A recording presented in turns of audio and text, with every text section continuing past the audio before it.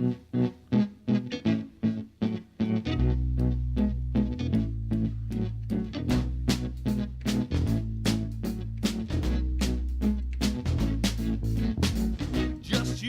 everybody, welcome back to what has become unfortunately another long overdue project update.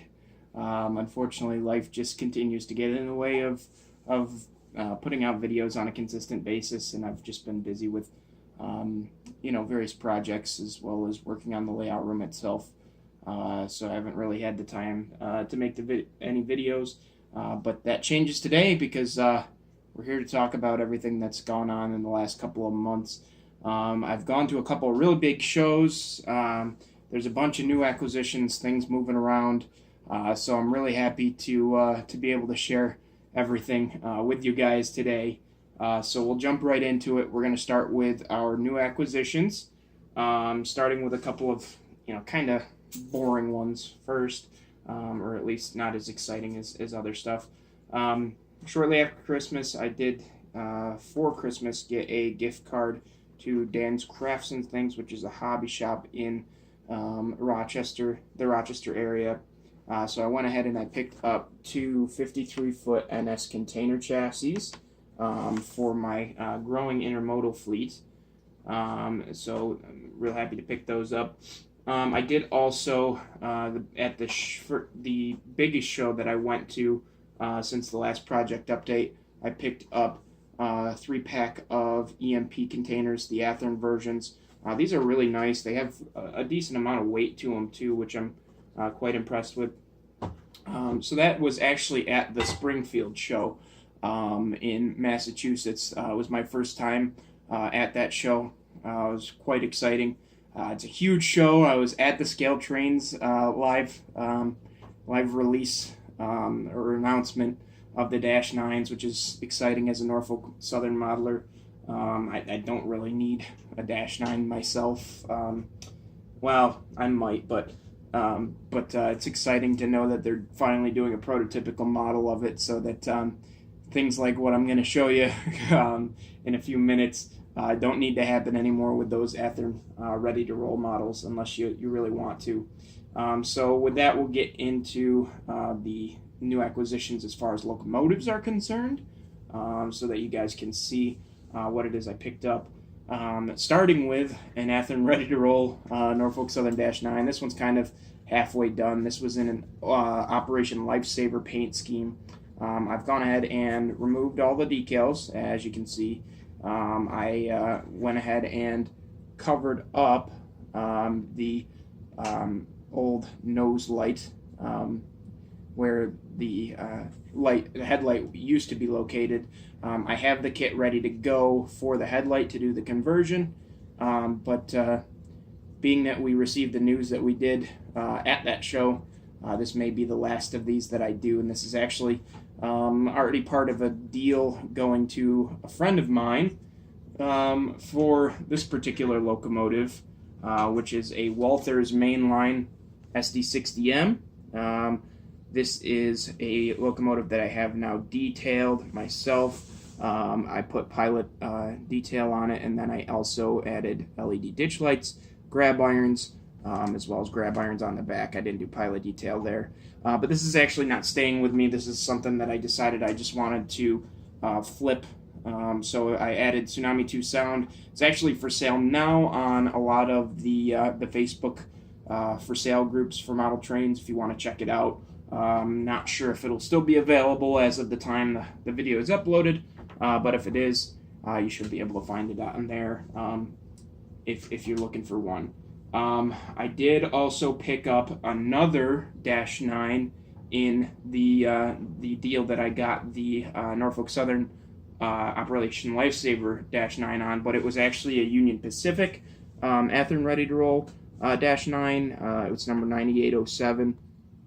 I've done some similar work to this. I added the operating pilot mount ditch lights, which is per the prototype, added MU hoses, and then it's got LEDs all around now. I'm not entirely sure what I'm doing with this thing decoder-wise, but it will eventually be getting sold as well. So keep an eye out for that on the Facebook groups as well. as you might be able to pick it up once I decide what exactly it is that I plan to do with it decoder-wise, because I do have to make sure that all the LEDs and everything are functioning before I sell it outright. So keep an eye out for that. And then I did also pick up 2 other locomotives, both of which I have right here. The first one was in a trade with a friend of mine. This is a Scale Trains Operator SD40-2. I did a lot of work on this, adding grab irons. I did put per the prototype, this has a RS5T.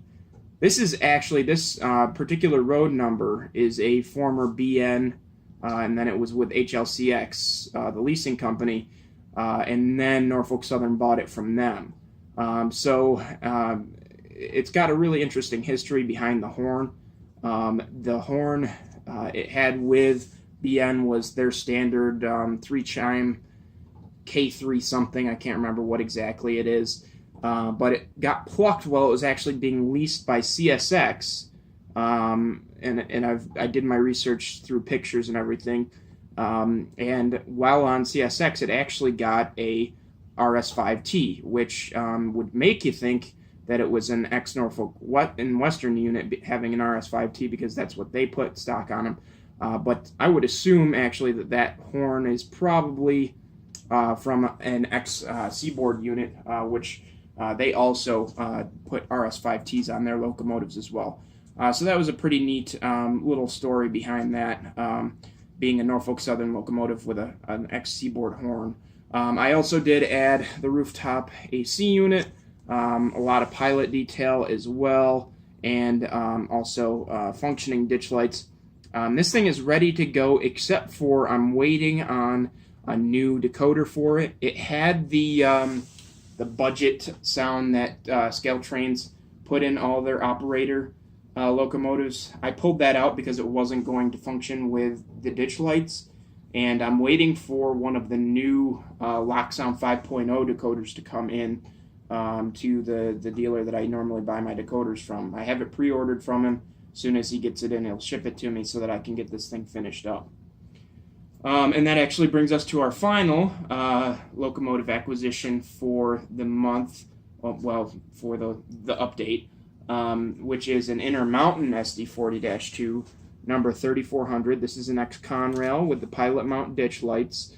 I did add a little bit of the rooftop detail. I still need to get a platform with a Sinclair on the roof, and then I did also relocate the RS3L. I did also add the AC unit to the roof as well. The one thing about these Intermountain SD40-2s that I find completely baffling is the way that they wired the ditch lights. They literally have a wire that runs to nothing, that when you modify the wiring, allows you to have the ditch lights flash. But they ran, instead of connecting it to that one wire that allows it to flash, they connected both wires down to one and then ran it into the board, which to me is completely baffling as to why they did that. But I did open it up, modify the way that it was configured so that the ditch lights would flash, and that's now working just fine. I also did have a friend of mine with a lock programmer who goes to RIT add the full throttle sound file to the locomotive, so it does have the full throttle capabilities and the updated sound file on it as well. So that's pretty exciting. That'll be on the layout for a long time to come. And then I do have one more SD40-2 on pre-order from Athearn that'll kind of complete my trio of those. It's in the Operation Lifesaver paint scheme. It's supposed to be due in, I think, June or July, so I'm really excited to get that so that I have a trio of SD40-2s on the layout. So that's it as far as locomotives are concerned. I do have a couple of different pieces of rolling stock to discuss. The first one is kind of something that's a bit of an oddball for me, and it's a long story as to how I ended up picking this up. But this is a UP post or mail car that I ended up picking up basically by mistake. But I have it for sale on eBay. So if it's anything anybody's interested in, go ahead and click the link that's down in the description. I'll put the link to the auction down there.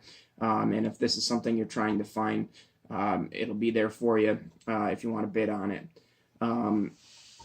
Anyway, from there we'll go into the rolling stock that actually does fit my era that I've picked up over the last couple of months, starting with this DRGW patched Golden West car. This is an Athearn Genesis model.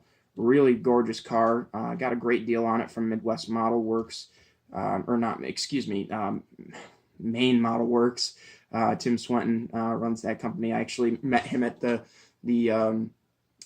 show in Springfield. Really nice guy and everything, but ordered this one from him online. This thing will be getting leathered eventually. I have kind of a backlog of different locomotives and freight cars that I'm looking to weather.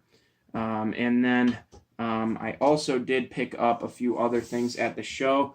I got this Scale Trains operator Penn Central covered hopper. This will be getting patched for, I believe it's MWCX is the company that uses these, or has these now patched for salt service.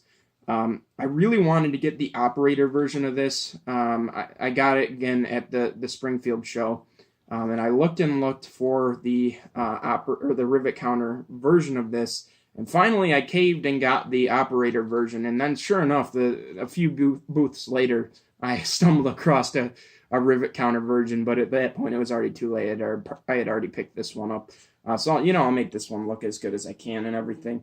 I'll still be happy with it.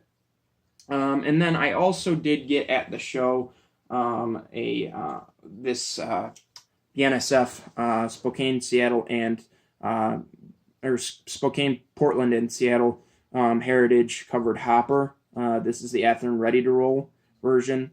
The SP&S is kind of just one of my oddball railways that I've studied a little bit of and kind of enjoy. So I decided to pick that up. A lot of times, one of the trains on the Southern Tier line, which is is train number 310, brings in a big cut of BNSF grain cars. So I'm sort of trying to work on building out a cut of grain cars for that train. And that Athearn Ready to Roll is part of it. And then this next acquisition will also be part of it as well. This is actually an Athearn Genesis BNSF, just the regular swoosh logo covered hopper, the Trinity. It's really nice. It's got the roller bearing wheels because it's still in the Genesis line and everything. I did look at some prototype pictures and found out the way they reflective striped them, which is a little odd. They left the white stripes on and then just added the regular reflective stripes right next to them. So I recreated that as best I could and everything on the model. I'll be looking to pick up probably 2 or 3 more BNSF grain cars. I also have those. I have those 2, and then I have BN rib-sided covered hopper that'll be a part of that cut of grain on that train as well. And then I did also pick up at the Springfield show a Wisconsin and Southern boxcar. This is one of the double plug door boxcars. They're pretty nice as far as details concerned. So I'm really happy to have that as well. And then finally, the last car that I picked up, and it's also, other than the SD40-2 and the SD60M, the only finished project on the that I finished. It's this it's XPV AEX salt. It's a salt car now. This is an Intermountain model.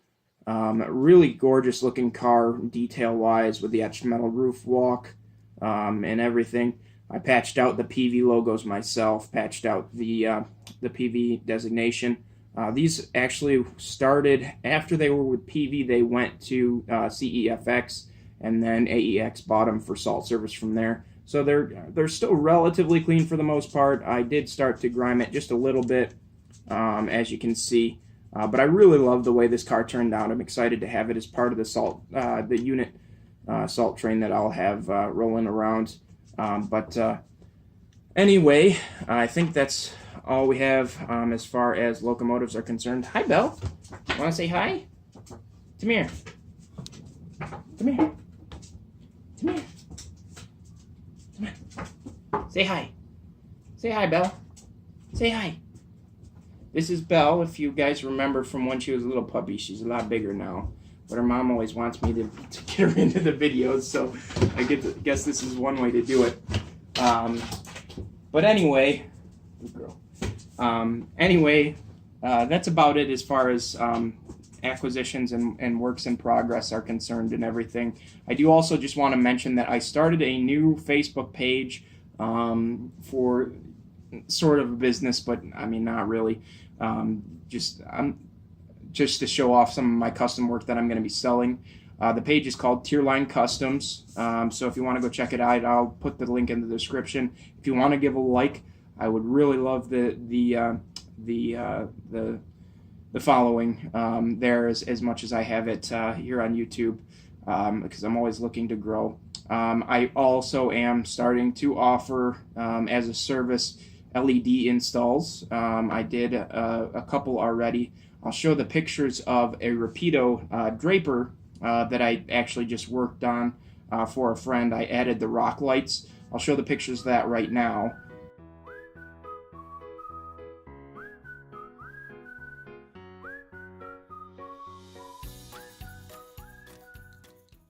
It turned out really well. Really happy with it. He actually was happy enough with it that he sent me another Dash 8 to install ditch lights on, and then a friend of his also sent a Dash 8 40B to have some work done on as well. So if that's something that you're interested in, I'm happy to do LED conversions on any of the old Athearn products, the Athearn Genesis and the Athearn Ready to Roll. That's something that I can certainly look into. If you do have any Athearn Ready to Roll Norfolk Southern Dash 9s, you want the headlight conversion done, that's also something I can do. Just contact me through the page, and we'll get a quote out to you as far as how much it's going to cost you and everything. But that's about it for this video, guys. I thank you very much for tuning in.